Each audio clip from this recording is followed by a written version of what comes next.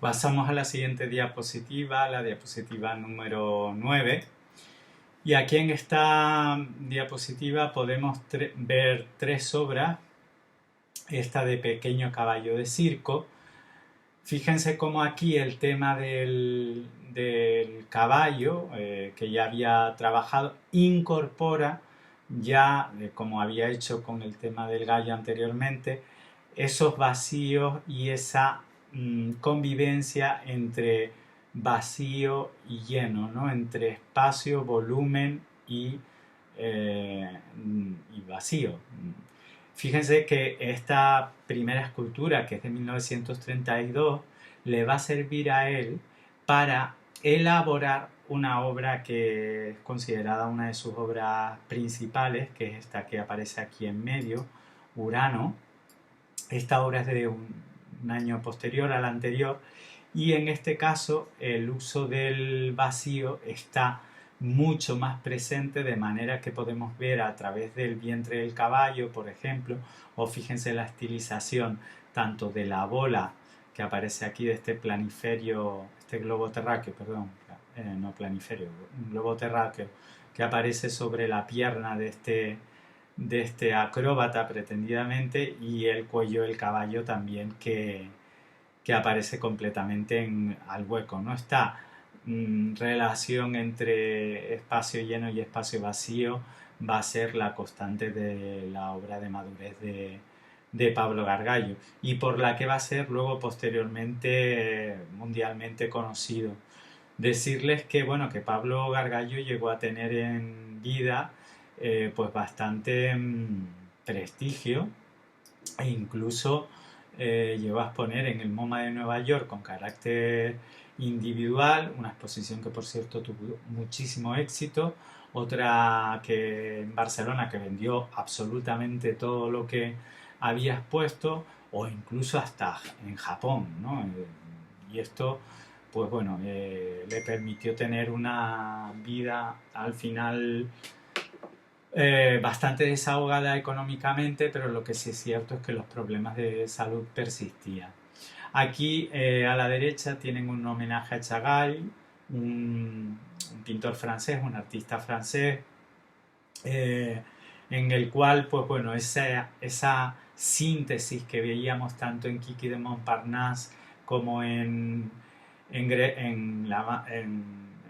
Retrato de Greta Garbo, no, no es tan simplista, sino que los volúmenes ya están mucho más estudiados, crean mayores espacios distintos, diversidad de planos, etcétera, etcétera, pero la presencia del vacío y sigue siendo una constante.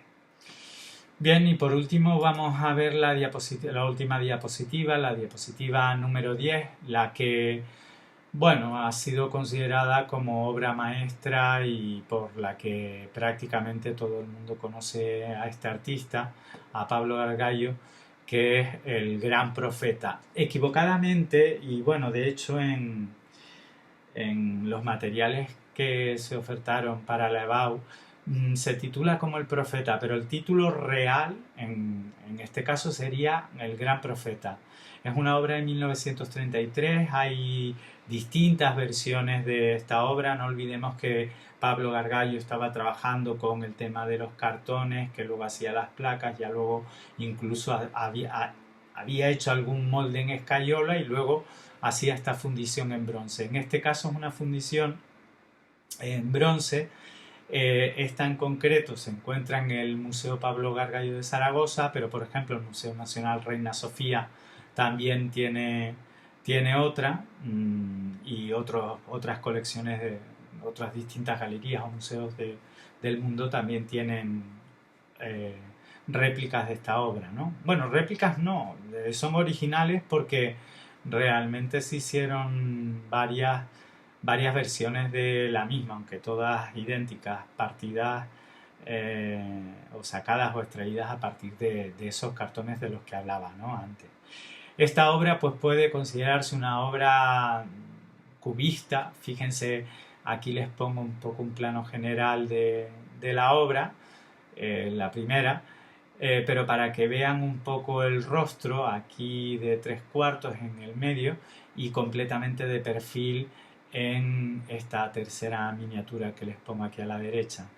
Eh, este planteamiento cubista de la escultura vendría a ser un poco la equiparación con el planteamiento cubista de ese cubismo analítico, por ejemplo, o sintético también, de intentar combinar en un mismo plano diferentes puntos de vista.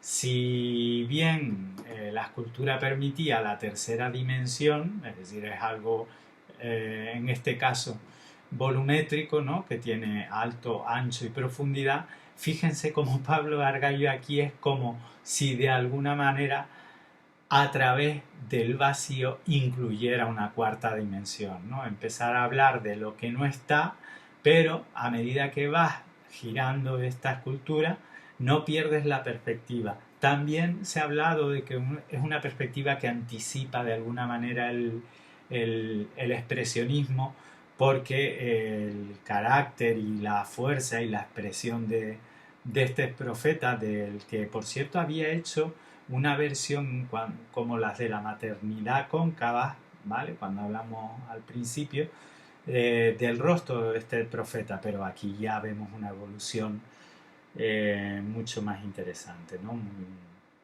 Esa boca, digamos, que da acceso a la concavidad del rostro, un poco como había hecho en Kiki de Montparnasse, pero la gran expresividad de esas líneas ondulantes que forman el pelo, también un poco esa especie de túnica que lleva, ¿no? En el cuerpo y esos brillos, esa luz, como resbala sobre estas superficies, creando a su vez no ya una textura a lo Rodin, es decir, una textura rugosa, sino una textura bastante lisa, pero esta reverberación de la luz lo que dota es de expresividad y de volumen a dicha escultura.